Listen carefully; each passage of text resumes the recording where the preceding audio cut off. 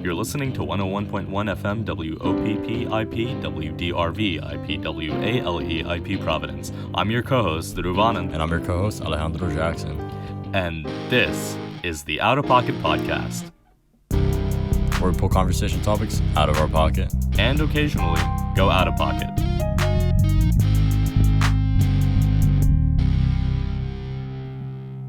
Welcome back. On today's show, we're talking about my favorite topic, nature. I personally love nature because it never fails to disappoint. It always sparks my allergies, exacerbates my asthma, and is host to some of the deadliest dangers known to man. Also, it's pretty sometimes, I guess. But, how about you, man? What's up? I am a nature enjoyer. I am a thorough, avid nature enthusiast. But, yeah, the reason I proposed this topic today is literally, on a whim, out of the blue, we were grabbing breakfast at Andrew's this morning. You know how, Andrew's has, all those, pictures up running along the ceiling? Yes, very, super close-up snapshots of, parts of campus. Yeah. You can't really even tell what they are. No, facts. Yeah. But yeah, I saw them, and I'm like... What's that game that you have to tree. Slide the it's like a 9x9 and there's 8 pieces or something, or there's always a hole and you have to slide the cubes and make a picture. Yeah. I don't know what it's called though. Yeah. But yeah, I saw a tree and I'm like, dang. Nature, you know. It's one of those moments. It's I don't know. Evolutionarily, we grew up in, nature as a species. We have been interacting with nature for our entire evolutionary lifespan.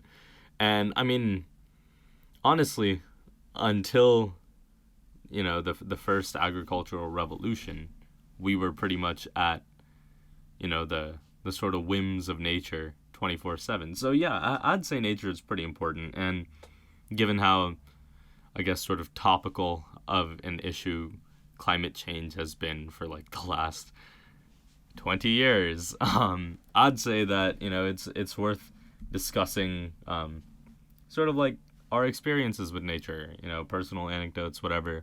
Yeah, I guess I figure this episode is more in the vein of when we talked about the ocean for an entire episode. Season 1, so yeah, episode 12. Real life record, Bikini Bottom? I hate nature. If you couldn't tell, nature's mid. It is dangerous. You're just a hater, annoying. Bro. You're just a hater. Nah. One of my favorite YouTubers from back, or when I was a preteen from back in the day, DashEXP. He has a video. Get him on the show.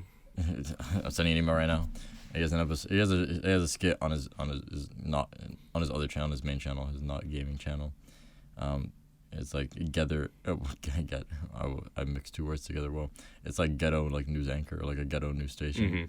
Mm-hmm. And the character he plays as the weather man makes a really good point. Why are families paying AC bills if we're not gonna use it? Just stay inside. You know how hot it is out there. How cold it is here. Yeah, true. I'm for what? We're paying all this. We're paying money for room and board. I'm gonna use that heat. I don't know what you mean. I'm gonna get my pennies worth. So what am I gonna step outside for? So my nose hairs can freeze in this negative 27 degree. Can we talk about that for a second? Yeah. Hold up. At the time of this recording, well, I guess not at the time. Well, at the time of this recording, 2 days ago, or I guess for the last 2 days. So Friday, September. I am off something. It's Friday, February 2nd, and Saturday, February 3rd. No, it's actually the other way. It's Friday, February 3rd, and Saturday, February 4th. It was -7, running on negative 20, 30, negative 20s and 30s with wind chill. With wind chill, yeah. Egregious. I stepped outside. My nose hairs froze. How does that even work? I can't even breathe. The moisture coming out of my nose is just instantly freezing on contact. Bro? It was crazy. How do you survive? Crazy. I'm out here living like a polar bear. They really said. You right. Brown bear to polar bear.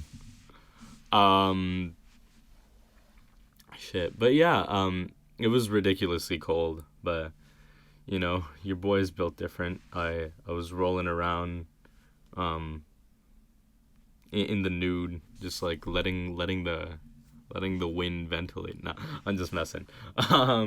But yeah, no, it was really cold, and so now, and it's weird because now that it's like terribly warm. Yeah, like 45. It's 50. It's 50. pushing on 50.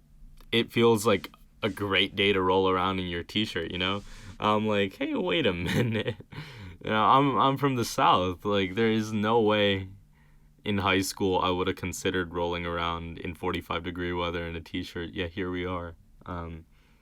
So yeah. You've done more egregious things. But You've done more egregious things. Then yeah, fair enough. It was like 20s last week, and you were sporting some questionable attire for the weather. I mean, not really. Like shorts?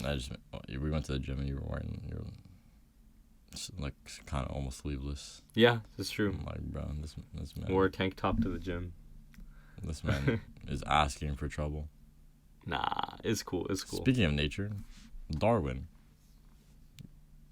Yeah, survival of the fittest, bro. If you go hit the gym, you got all that blood flowing, you walk out into like 30-degree weather, just like If you got a brain, bruh, you walk out into 30-degree weather. You know how like put something on. in like One Piece when like Luffy like he can like pump his blood like using the rubber fruit, and it's like it's what is it called?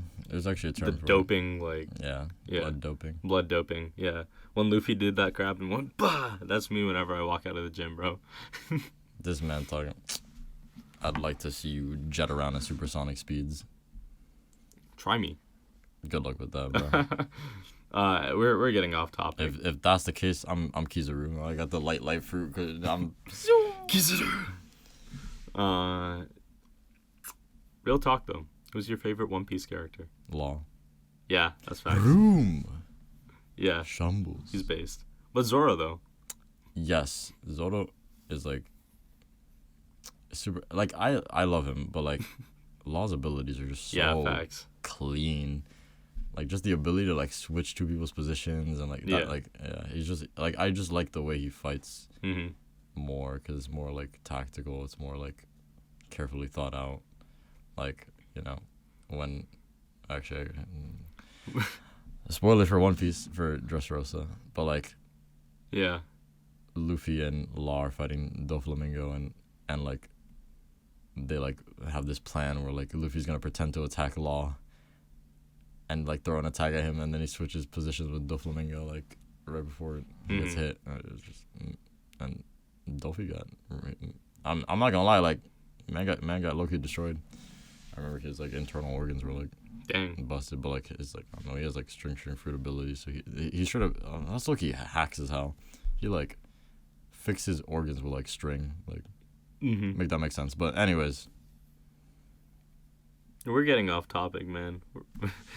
We're nerds, dude. What do you mean? It's the nature of humans to be. You're right. And speaking of nature, what are your sort of experiences with nature growing up? Like, it's trash. Were you so growing up in Miami? Like, how many sort of like green spaces were there? Were you like hella compared to Rhode Island? It's something I always realize when I go back home. Like, it's green as hell. I'd say Rhode Island has a lot of greenery too. It's better than Texas. Go to Miami. Well, I mean, the Southwest / yeah, it's true. Bordering like sort of. Once you get past the Mississippi River, it starts to look a little dire. Yeah. When you're like south and past the Mississippi, cacti and. Yeah. Did you guys ever go like hiking or? Hiking. It's flat as hell. Go to the beach. Or is it? And the beach is mid. But yeah, I just go to the beach. There's nowhere to hike because there's not a lot of elevation. It's just flat. You just walk in a straight line. And the beach is nice. It's all right. Okay, actually, let me do a little research before but I'm pretty sure I know the story. But I will look it up and report back to you. This will finally be my time to publicly talk about why I do not like Miami Beach. But in the meantime, how about you? Like, what are your experiences with nature? Yeah, so I feel like my family has always been, you know, trying to go like on hikes and stuff, but we're not like super outdoorsy either. You know, I've never been camping. So I feel like I've sort of, I don't know. I sort of miss it in a way, or not miss it, but sort of want to be more outdoorsy, you know, like go skiing or snowboarding, or like, you know, try camping, because it seems like a very like fundamental, like, you know, this is the sort of relationship between like man and his environment is a very like fundamental one that I feel like as a society we've sort of lost touch with. You know, and I'm also guilty of that too. But, you know, it's like when Henry David Thoreau literally like fucked off to a pond somewhere and he's like, man, I'm just gonna like chill here and look at these ants on a log. And like, you know, he's chilling. He's living his best life, you know, being transcendental. And yeah, that sort of transcendental experience that you sort of tap into when you're one with your surroundings. I guess there's like sort of a couple of frameworks you can use to look at this. There's like the Western framework, you know, of like the transcendental movement. And I remember in high school when we were doing a unit on transcendentalism in 10th grade, we read the book Into the Wild, which is sort of like, it's written by this author, John Krakauer, who's also a climber in and of itself. And he sort of wrote this documentary on this guy, it's either John or Chris. I want to say Chris McCandless, who was in like the 90s. He was a student in Emory, and you know, one day he just dropped out, sold all his belongings. What's Emory? Bruh. He sold all his belongings, gave his money to charity, got in a car, and literally drove west. You know, he drove out west. Some point, car broke down. He ditched the car, hitchhiked all the way down to the Gulf of Mexico. You know, saw the beach back in Mexico, and then eventually hitchhiked his way back up, all the way north to like North Dakota or something. Stayed there, worked for a couple of months, built up his supplies, then hiked further into Alaska, where he ultimately would pass away. You know, it's like a very like beautiful and tragic story in a way, because the prevailing theory was that everyone's like, oh, this guy like, you know, passed away in a bus in Alaska because, you know, he was an idiot. He didn't know what he was doing. He was just like a greenhorn, like trying his hand at like survivalists, and it was like whatever. But the theory that Krakauer presents is Chris was like a very capable and intelligent person who knew what he was doing. And he had like these sort of deep convictions about why he was doing it. And it just so happened that he got unlucky, and there was like this spore or something, like some fungus at the bottom of like this flower that, you know, he wouldn't have been able to tell anyway. And like, yeah, I know you have your own opinions about fungi. All right. Fungus. That's crazy. Yeah, bro should have packed that amphotericin type heat, but bro shouldn't have been touching it at all. This is why mushrooms are mid. Bruh. Mushrooms are mid. You're wrong. You're just objectively wrong. I'm not wrong. Have you ever had like a shiitake mushroom though? No. It's smack. You know how many mushrooms can kill you? Yeah, but I'm not eating them, bro. Well, they're cousins. So like, why are you hanging out with the cousin of a serial killer? Like, because like if you're hanging out with Ted Bundy's cousin, like what's up with that? Like you look a little sus. Okay, not gonna lie though. You know, you and I are both like less than 4 degrees separated from Ted Bundy. You remember this, right? Yes. Yeah, that's right. Now I gotta reconsider my choices in France. Yeah, that's right. That's a little bit of the Outta Pocket lore. It's not our fault, we promise. It's not our fault. I was gonna say, so have you never been camping? No, I've never been camping. Always wanted to though. No. Had a lot of friends in the Boy Scouts who would always come back with like wild stories from camp, and I'm like, dang, that sounds like fun. Like what? I don't know, just like having like like having to sort of fend for yourself. That sounds awful. It's like okay, so here's the thing, right? I feel like we're at a crossroads, or not even a crossroads, but we're at this point where like we have, I'd say, sort of forgotten we're forsaking our connection with nature in exchange for the convenience of modern society, and it's not inherently wrong, because without modern society, like modern medicine, TV, movies, like, whatever. Like I'm not an anarchist. I'm not like a society hater, but Society. we live in a society. No, bro. Joker, please. But Don't make me go outside. But there's a reason why. Actually, there's this very interesting video I remember watching. There's this great science channel on YouTube called Minute Earth, and they had a video that was basically like why is it's myopia, right? Nearsightedness. Damn, bro, why you gotta call me out like that? Bruh, I'm nearsighted too. Yeah, but you copped out. Yeah, I got contacts. They're a game changer. I can wear sunglasses now. It's crazy. I have transitions. It's not the same. What do you mean it's not the same? It's cooler. I don't know about that one, Yes, Chief. it is. It's kind of nerdy. You don't want to talk about nerdy. Yeah, you're right. What was I saying though?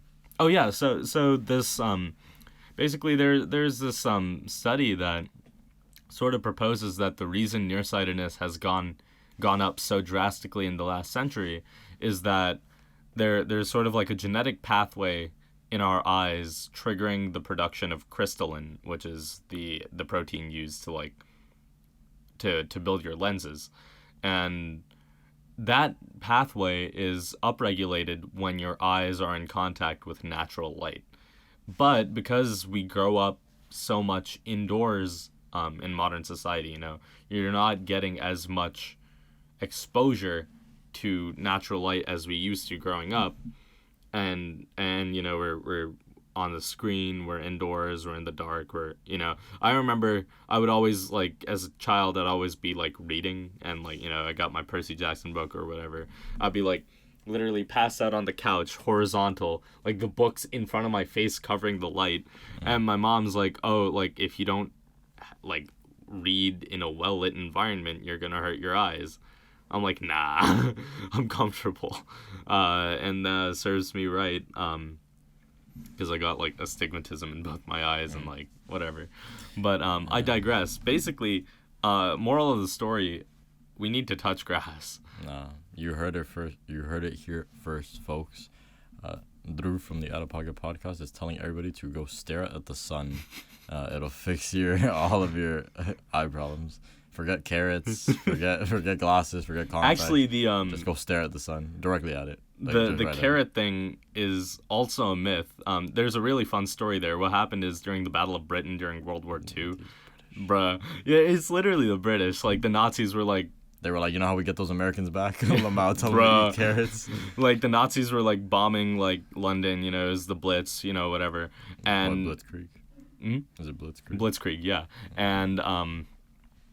And the British were like, they were propagating this myth that their fighter pilots were able to drive back the Nazis because they had they were eating their veggies, they were eating so many carrots, and that's like making their eyesight better in the night and whatever. What actually happened is they were trying to cover up the fact that they had developed early like radar technology, and they were trying to hide that from the Nazis. So it's like, it's pretty neat. So Bugs Bunny and Popeye, literally, the Sailor Man would be proud. But eat your veggies, kids. Eat your veggies. But yeah, that's not to take away from the importance of your vitamins and your veggies. But yeah, no, please do. You got and don't stare at the sun. That was a joke. Yeah, out of pocket disclaimer. Stare at the sun. at the end.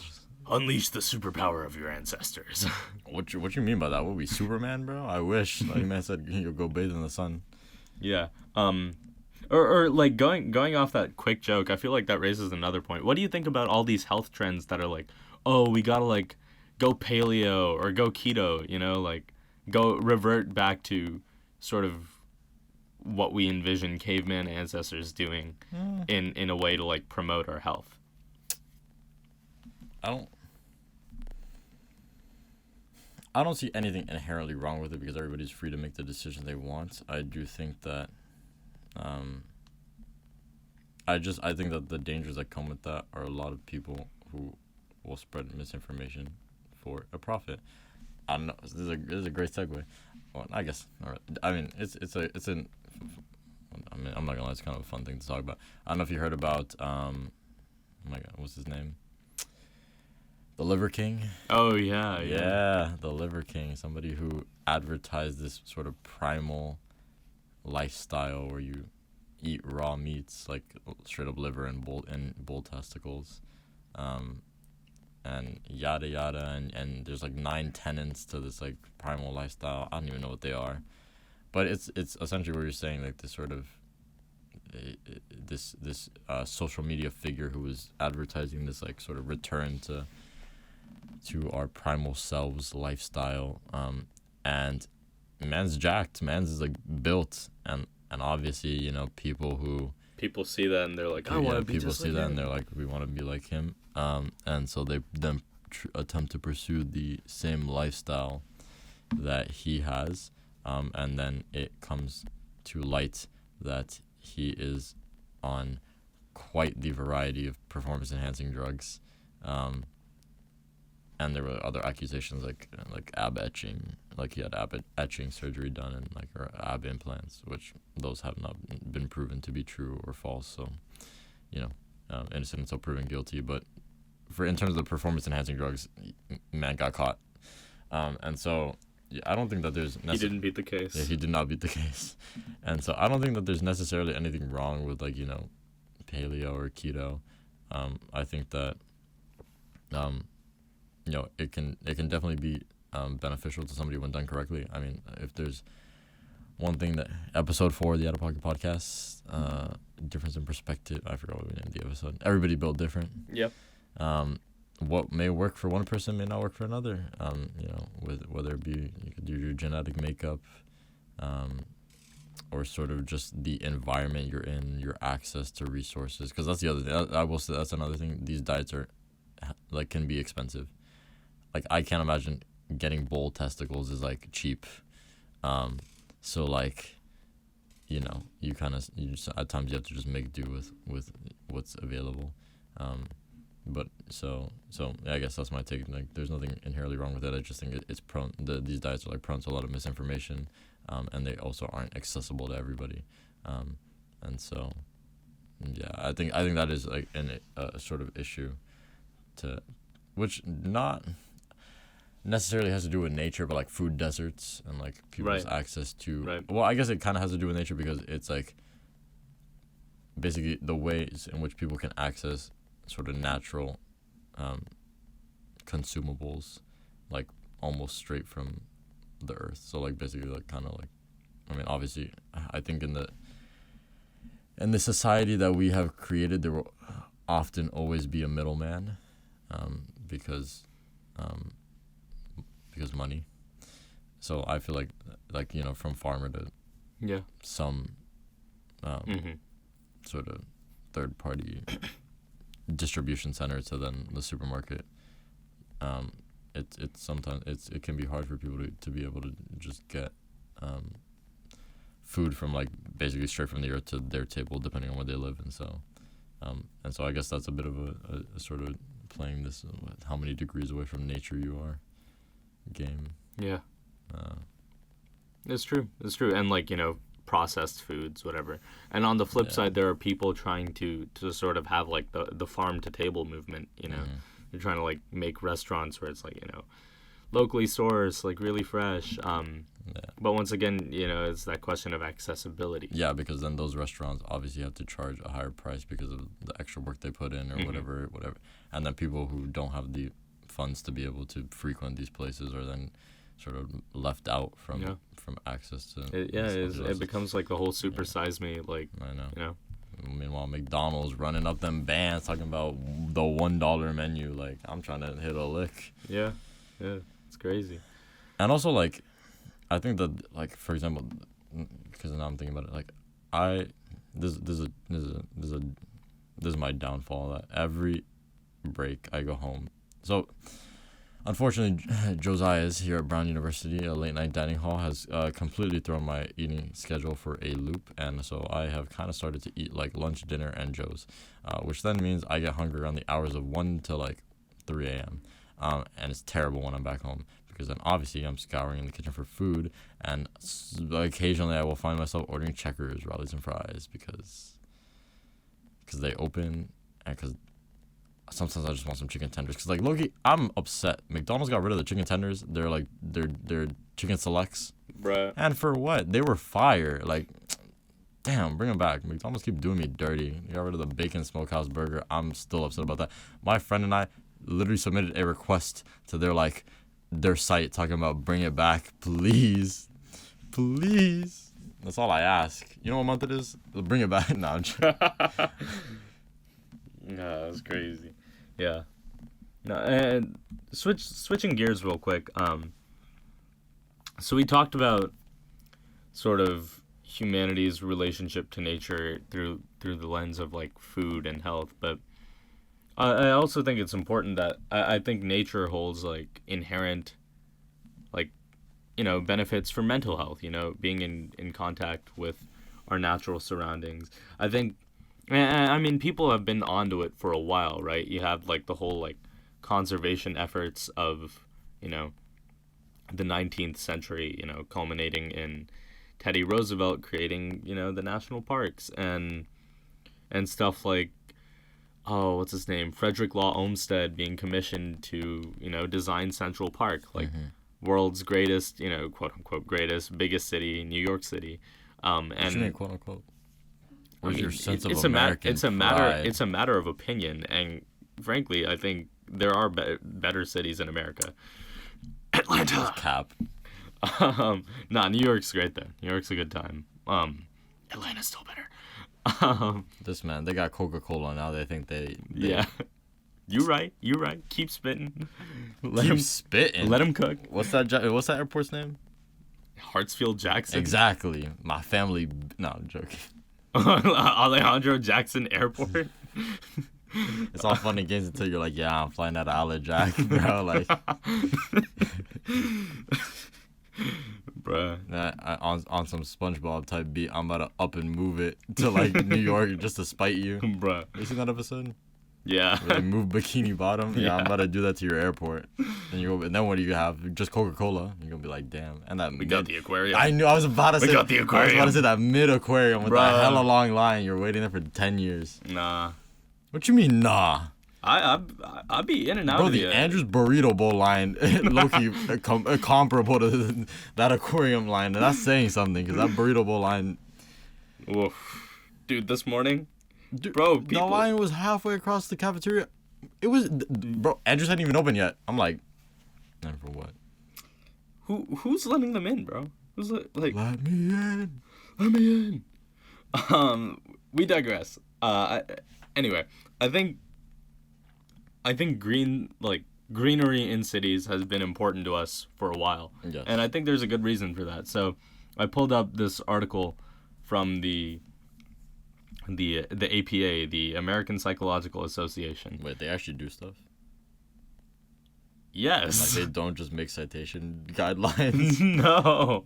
I thought they just sat around all day talking about how do we want to slightly change our 9th edition of our citation format. Well, more than that, they're also kind of on demon time, because they create the DSM-5, right? And they fund like the creation of the DSM-5, but they sell the DSM-5 like for a profit. It's not like free. So yeah, I know.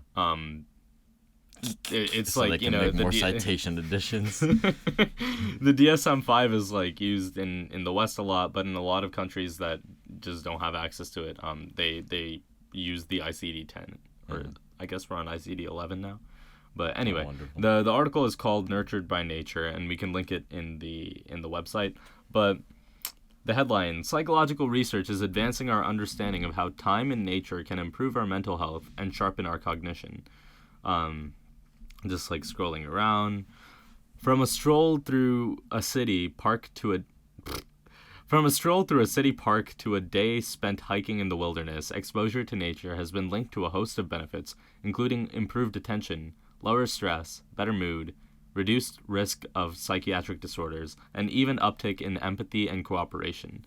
So, I don't know. I'm not gonna like read through the whole thing, but they like citations in the literature, like very recent citations to 2019 studies and whatnot. But like subheaders within the article: cognitive benefits, nature and happiness, experience versus connection, green and blue spaces. So I think I think the article and the research kind of just speaks for itself, in terms of like, I don't know. I think it's beautiful that like humans still have that inherent draw. Like if you see like this really scenic vista, you're looking out, a mountain range, or like looking out into the vast blue of like an ocean, and we still feel like that inherent draw, or like that sort of like awe in its sense of beauty. Yes. And I think that's important. It's an important part of the human experience. I think it is. Okay, here's what I will say. I will renege and amend my statement from earlier. I don't hate nature. It's just I know it's for the bit.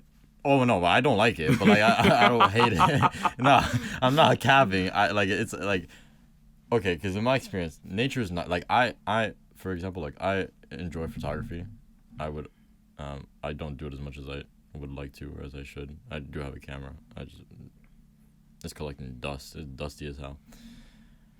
But like all of the photo, like the I guess genre of photography that I like to dabble in the most is like landscapes. Like I love traveling. I like, depending on where I'm going, I usually will bring my camera and just take photos of like landscapes. I think it's really nice, and I think like capturing those scenes are like really lovely, like you said, and can be vessels of very potent beauty. However, anytime I spend like too much time outside, like it's so long, bro. Like it's such an L. Man, like going to like I've been very fortunate to be able to travel to a lot of places, and be exposed to a lot of like very pure natural sites. Like I went to one of the most like famous rainforests in the world in Puerto Rico. But like, damn, man, like the bees, like when they got wasps, and like I'm just like I'm not about it. Like if I could just stay inside and like avoid it, like why am I gonna go out there? And, like don't even get me started on Australia. Like I haven't even been, but like everybody knows the horror stories. Australia is a whole L. Australia, the wandering spiders or whatever, and like all this like kangaroos ready to box you up on a Tuesday afternoon. Like I don't want the hands. Like leave me alone. The emus, like a dingo ate my baby. It's just like it's crazy. And so like I'm sorry, Australians. I mean, like I haven't been, so I'm not gonna say. But like from what I've heard, and even from what I've heard from media and even people I've come across who like have been. Like there's just some parts of Australia that are like uninhabitable. Like you just don't want to be out there, and it's like nature's great, and you might see a great little dead shrub, like just chilling next to like a kangaroo, but like it's all fun and games until he jumps over and just decides to throw the hands, Mike Tyson, like uppercut, bite your ear, spinal. Like nah, bro, like I'm not about it. So like but yeah, and also it's a lot, like, like, I don't like going places that are too cold, even though I live in one now. It's like, damn, but, like, the Raynaud's, I didn't even mention the Raynaud's in the intro. Every time I go somewhere cold, it's pain. It's long, bro, miserable. And then, like, I hate rain with my entire being. I hate rain. Rain is so annoying. I think maybe being from Miami, like it's just my experiences with rain have often been associated with the cancellation of plans so many times, because obviously since Miami is a very like it's not like New York where like a lot of things are inside. There are like quite a few things like outdoor malls and whatever, or like I don't know, just and like so being able to like go places, and spend time outside when it's raining is not easy, and also with like the pandemic, if it's raining, right, like basically during the pandemic, or like I guess even towards the end of it, any rain was basically a guarantee that your plans were canceled, because if it was raining, you couldn't be outside, and if you couldn't be outside, you had to be inside, and if you had to be inside, there's a pandemic. So like, kind of doesn't really work out. Like towards the end, or like not towards the end, but like in that period where like it was like, okay, you can hang out with your friends, right? But like you have to be outside and like, you know, try to social distance or whatever. But like, right, so like, you know, if it's raining, you can't be outside, and then you have to be inside, and then COVID. So it was just long. So I hate the rain. I'm not gonna lie. I did want to ask though, because we talked about you referenced a study and sort of this notion that being outside, it has positive health effects.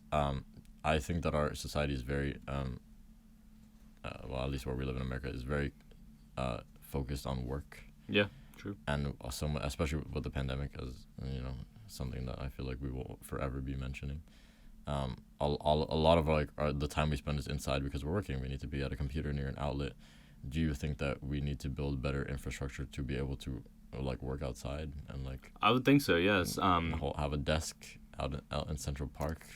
Talking about where the outlet at. Let me get a charge. And even if you don't even have to go that far, I think like it's up to sort of like design, like urban designers or whatever, to build buildings with, you know, big windows so you can like look outside and take a look at the trees or whatever. Mm-hmm. So do you think that has the same? Would you say that has the same effect? Because I feel like maybe not the same effect, but it's probably less depressing than like sitting alone in a cubicle in like this like fluorescent lighting of like an office building, you know. Yeah.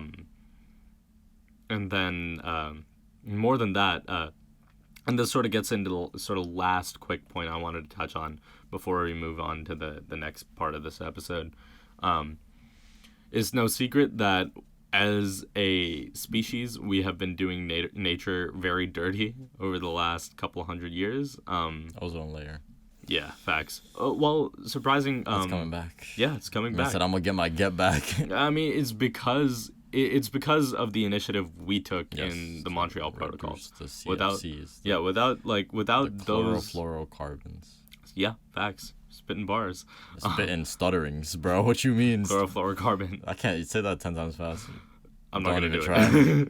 But but you know, if we hadn't taken that initiative, the ozone layer wouldn't have, you know, been making the sort of comeback it is. You know, there's talk of like cap and trade. You know, that's what my boy Billy C used to reduce sulfur emissions. You know, there's all sorts of, you know, as much as, how do I say it? To put it frankly, we you know, climate change, it's real, it's happening. We need to do something about it. It's very urgent. And the problem is it's looking increasingly more and more like our generation's problem once again, because, you know, the boomers just kicked the can down the road again. You don't think we'll do the same? You know, it's a great question. I hope we don't, but, you know, it remains to be seen. And as much as individual effort, like, even if you have someone who's like, you know, like works their entire like put in so much effort to minimize their carbon footprint, you know, mm-hmm. They compost, they do this, they recycle, whatever. It's still not gonna make a dent without, you know, large scale systemic reform. Exactly. So I actually wrote a research paper about pollution and stuff for an internship I did over the summer. And I referenced an article from, it was either Harvard or Yale. I want to say Harvard, but no, they said exactly that. That like at Harvard they were like, I'm not gonna lie, like you recycling on Tuesdays and Fridays is like it ain't gonna cut it. Like we need reform, change. I'm paraphrasing the quote, but it's something along the lines of the responsibilities of recycling have to be on the corporations, not the people, or like for like a large scale change. It has to be like, Yeah, and slide them bans if you ain't gonna recycle. It's also a little bit of. It's also kind of up to the government to regulate and enforce that. Yeah. For sure. Yeah. So. Greta, where you at? We need you. She took down one menace. Now she needs to take down the ultimate menace. Climate change. Last time I checked, she got arrested. So really? Yeah, she got arrested for protest or something. That's I don't know. I don't know where she at right now, but that's wild. Hopefully you good. Hopefully you good, G. Yeah. Last thing I wanted to say before we move on. You mentioned that you hate rain. I hate sand. Oh, brother. It's coarse and it's rough and it gets everywhere. Okay, what about rain and sand? Oh shoot, the ultimate combo. That's just sludge. It's just like mud. Actually, no, that's a good question. Quicksand? Bro, I don't think that's how that works, but okay. I was thinking about it. I don't think I've ever been at the beach. I mean, that's not true. I've been at the beach when it's raining, but I feel like it's one of those things that you never like stay at the beach when it's raining. Yeah. So like, I wonder what it's like Interesting. at the beach, because like every time it starts raining at the beach, everybody leaves. True. But anyways. Anyway, we moving into the lagoon monster pulling out. It only comes out when it rains and everybody leaves. Lagoon. Anywho, moving on to. Wait a minute. Actually, now that I think about it, I feel like people have addressed it, but like this Goo Lagoon thing in SpongeBob. Why they got like an ocean under the ocean? I don't know, bro. Like it's like a darker layer, just dark water, just under the water. I mean, is that not how the ocean is though? With like the different like the different tropic zones it seems and like a different like it has to be like of a different density because it consistently like. That's also how it works, right? Like I don't know. I thought water was just water, H2O. Nah. You think there's like differences in salinity and stuff, and like. I mean, yeah. Changes the density and like the oceans are cool. Wait, is the water salt? Well, wait, how does that work? Salty water does what? Floats or something? Makes it denser. If it's so you mean to tell me it's hella salty down there? Yes. That's crazy, bro. It's very and also very nutrient dense, which is why the ocean depends on occasional upswellings of this cold, dense, nutrient-rich water to come to the surface. And once again, climate change is sort of mitigating those cycles and wreaking havoc across like ocean. Damn, I wonder what's down there. Well, I mean, if it's so nutrient dense, then like there's got to be like Cthulhu or something, like, just chilling down there. Right, he's sleeping underneath the oceans. It's part of the lore. That's we know a tragedy. That'd be scary, bro. I'm not about it. This is why nature's mid, bro. Anyway, we could go on about this forever, but we wanted to do something sort of like more lighthearted for the back half of this episode. Adios. So everyone has, I assume, had a lot of experience in nature, perhaps not directly, but through media. And there's a very famous sort of form of this, the nature documentary. Middle school, like class. March of the Penguins. Substitute teacher type B. Okay, class. We're gonna watch an episode of Earth by BBC. It smacks, bro. But yeah, nature documentaries, very fun, very famous, and also what's most notable about them is usually the narration behind it. And you're in like a substitute, or you're in like a class, the substitute teacher rolls in and you're like, all right, class, today, we're just gonna watch an episode of this documentary, and some British guy's like, yes, the blue-footed booby, and then everyone starts like laughing and making fun. So we thought it would be fun to sort of narrate live to you some clips of nature that we found on the internet. This is purely for comedy. Please don't cancel us, please. We're so done for. But without further ado, let's get into the first clip. The video I'm currently looking at is BBC Earth's top 10 natural history moments. All right, let's see. We got Yeah. the clip is called "Spy in the Snow." We're looking at a I mean, yeah. flock of emperor penguins. Are those? I think so. They're waddling. They're waddling and shit. This is such a boring life. I'm not gonna. Oh, okay. Let me not say that because like, look. But like, They're marching, bro. They're marching. have you seen that video of the penguin who like gets separated from his boys like on a? Bro, it's tragic. No, but he makes it in the end. Yeah, no, I've seen it, but it's like it had me sad. No, I mean for sure because like. Oh, they waddling. Oh, whoa, who's this? Who's this? Hey, yo, they just got pulled up on by the ops. Yo, is that a seagull? Wait a minute, is that a duck? Nah, it's not a duck. Nah, that's a duck. Yo, he's antagonizing these penguin chicks. Yo, that's messed up, Man really bro. said I'm about to catcall these shotties. That's messed up, bro. Yo, he stands up. He's like, hey, yo, bro. Yo, you can't be messing with my homies like that. Yo, he stands up. Man's about to swing on some kangaroo Mike Tyson like. Oh, shoot. Shoryuken. Damn. They just Wait, that was chilling for real. intense, dude. That was intense. Who the hell is that, bro? My man said, hello, you guys can't fly. I'm out. Oh, that's crazy. So where do penguins live? The South Pole? The South Pole, Antarctica. Can you imagine going down there? What is there to do down there?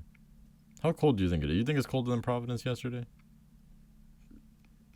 Do you want to, like, yes, bro. Yeah, I do. I don't know. Because Providence is kind of... Yeah, no, you're right, though. You're do you right. think it's colder than New Hampshire this weekend? Why does that penguin look fake?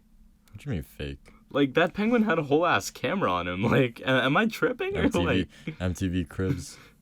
They had like a full... Ooh, Actually, tiny penguin makes a deadly dash away from a seal. Oh, okay, no. this is going to be crazy. Actually, this is a good question. You think how did they film this? Do you think these penguins just like, no, they're like, yo, pose? I mean, they got to send documentary crews down there. Yo, wait, this is kind of nuts. The seal is pulling up on this penguin. My boy's like chilling on the rock. He's like, please, bro. You don't want the smoke. He's determined, man. He's determined. To do what? Live? Yeah, it's nature, man. This is sad. This is actually gonna make me depressed. Yo, Oh no. that's crazy. No, Oh, get out of there, bro. no, Get out of no. there. Get out of there. No. Oh, Wait, that's so you wild. just got a whiff of booty straight up. He just he tried to take a bite and he just got a whiff Oh of booty. shoot, he made it. That's wild. Now he's chilling on Man, put on iceberg. the jets, bro. He's chilling. But now he's Damn. buying. Oh, Ain't no shoot. way. Plot twist of the He pulled century. up- He pulled up Hey, yo, to the the iceberg, seal got on bro. the ice. Damn. That's crazy. Oh, they boys now. Nah. What Nah, you mean? they're They not chilling. boys, Yeah, bro. look, He's dude. trying to bite him. Nah, they're like, hey man, GG, that was a nice game of tag. I'm about to hit the div because like Shawty calling me. She wants me home for dinner. Wild hamster has a graveyard feast. A what? That sounds. That sounds kind of sus. Okay, so this hamster is pulling up to like a human graveyard. A what? A human graveyard. Okay, this is man said I'm gonna get my get back, bro. Yeah, like dead ass.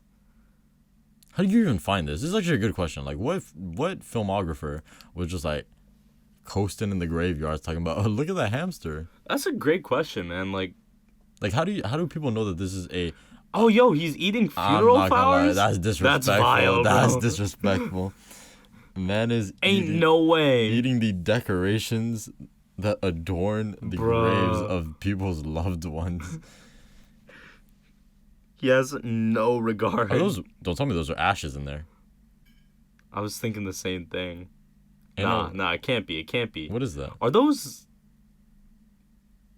What? Oh yeah, vivo, pero este, bro. Oh Dios. Hey, bro. He got his head stuck in the jar. That's crazy, bro. L. Dude took a full L. His Mate. greed got the best of him. Is that a candle? What is that? I can't even. It looked like a candle. Attenborough the goat. David Attenborough. But yeah, no, I guess that sort of raises an interesting question. These Come on the people are show. probably like posted up like in the wild with like expensive ass equipment, hoping to catch something. Yeah. So my question is like, I don't know. I think it's interesting. I mean, obviously, I'm not experienced in this field, but like, I question how you can even because I feel like I walk around an animal, and like, they wanna, they like are super frightened. First of all, me and dogs hate me. So like, this is like a common misconception because people think I don't like dogs, and I'm just like, because I like. Nah, dogs don't like you. No, yeah. So like, people think I don't like dogs because I'd never sort of expressed much, of an or like I never expressed much of a sort of visceral. I don't want to say visceral, but like a, what's the word I'm looking for? Like a potent sort of energetic reaction towards them. Mm-hmm. It's just because like they don't like me. It's like long, like the amount of times that, like I've been chased by multiple dogs in my life, and it's just an L. Like it's just long. Like I got chased by a chihuahua down my block. Like Bruh. I'm skating. Like leave me alone. Like what you want from me? And then like there was this other dog. Man, this is story time with Ale, I guess. This is why I don't like. This is why I don't go outside, man. I was skating, and I was going to Starbucks because there's Starbucks in my house. I was tired of senior year, COVID. I was virtual school. I'm like, I'm dying.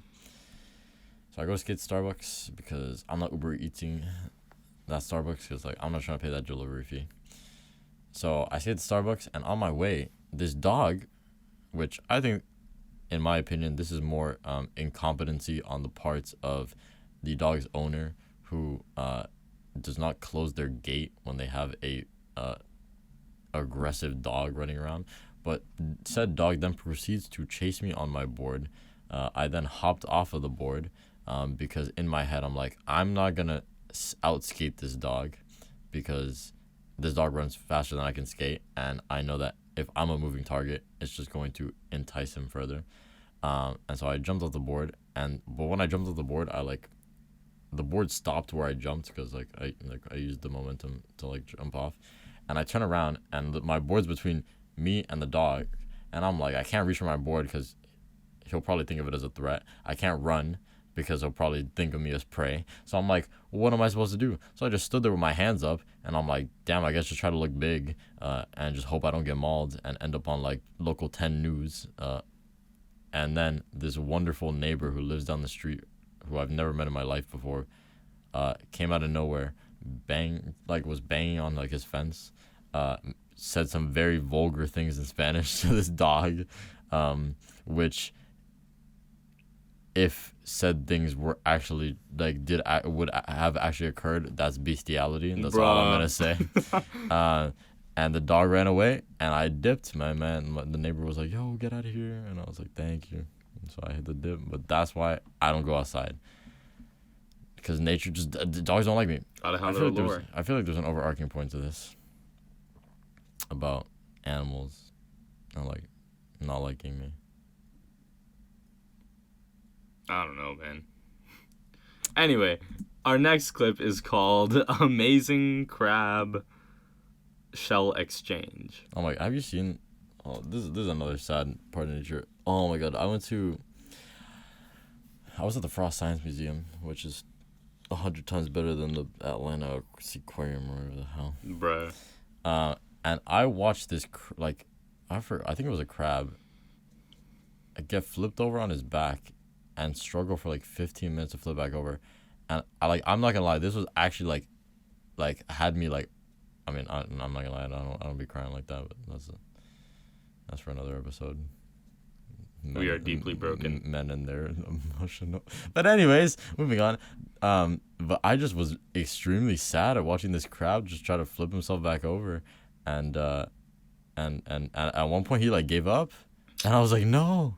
Learned helplessness. And eventually he flipped himself back over. It was great. It was a dub. But my boy pulled through. Anyway, we're checking out these crabs. What are they up to? They're chilling for real. Yeah, they're chilling for real. Oh, this looks like the hermit crab thing where like when one hermit crab passes away, they do it based on size, right? Like they all like, oh, like this shell looks good for you, and so like, yeah. Oh, that's cool, man. They're homies. I know. Did you hear the story about Amelia Earhart and what they think happened to her? Yeah, it's terrifying. Yeah, what you think? What you say? What you want to say about crabs now? I'm got nothing but respect for crabs, bro. Like I don't wanna be dissing them and then like Just so you want to explain the story? get Amelia Earharted. I mean, isn't the story she just got eaten by like coconut crabs? Like Basically. she crashed on a. I don't know if that's a myth or not. I mean, Kung Fu Mantis versus Jumping Spider. this is some This one Australia. gonna be This is some crazy. Australia. So we got my boy. I'm gonna call him a Jerry. How did I know you were gonna say Jerry? That's wild. It's because you're such a predictable. No, I'm joking. Ooh. Okay, so Jerry's pulling up. That actually has to be like a.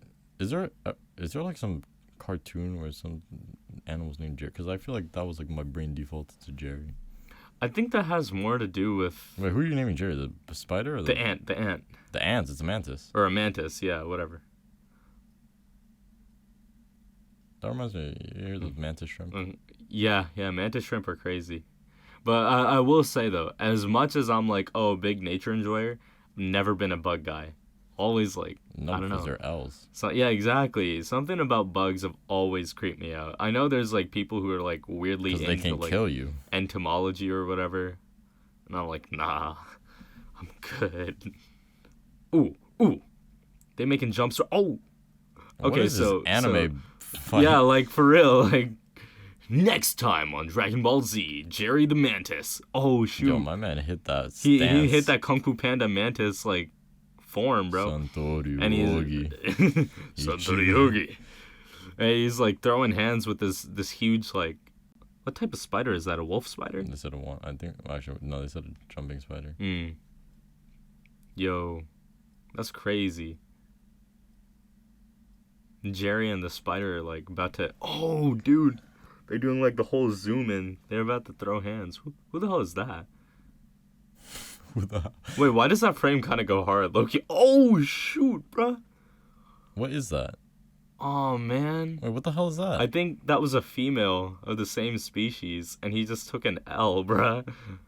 L Riz. Negative Riz. Stop. That's tough. Negative Riz. Oh shoot. Okay, so this next clip is called. What is this clip called? Eagle plucks prey in flight. That's such a man. Man, that eagle looks. Yo. That eagle looks kind of baller. What? Dude, look at him. He looks dope. Oh, R.I.P. these tiny birds, though. I feel like they're about to get munched. Angry Birds got. Yeah, for real. Oh, Shoot, bro. The eagle is coming in. Bruh. Dang, that's crazy. That's a neck no nothing. Oh, shit. That dude got. He got yoinked. That's a neck no nothing, bro. Got him. Hey, And there's like crocodiles bro, there for some reason. What the hell? This is in Africa. This got to be in Africa. Nah, ain't no way, bro. I know the homeland of my people. That is in the savannah. Spy monkey mistaken for dead baby and mourned by troop. Wait, that's really sad, dude. Oh no. Wait, why is this so depressing? The colony believes she's a dead infant. Dude. They're pressing F to pay respect. Bro, pressing F to pay respect. Yo, this is actually a dub. This is a dub last clip. Makes you wonder, right? Like it makes you wonder. Like we were like, oh, they're animals. Like they. Well, I mean, they're actually. I guess that's a very. Oh, this is yeah. Oh, this is a Snoop Dogg clip. Oh, there's more clips. It's a very W.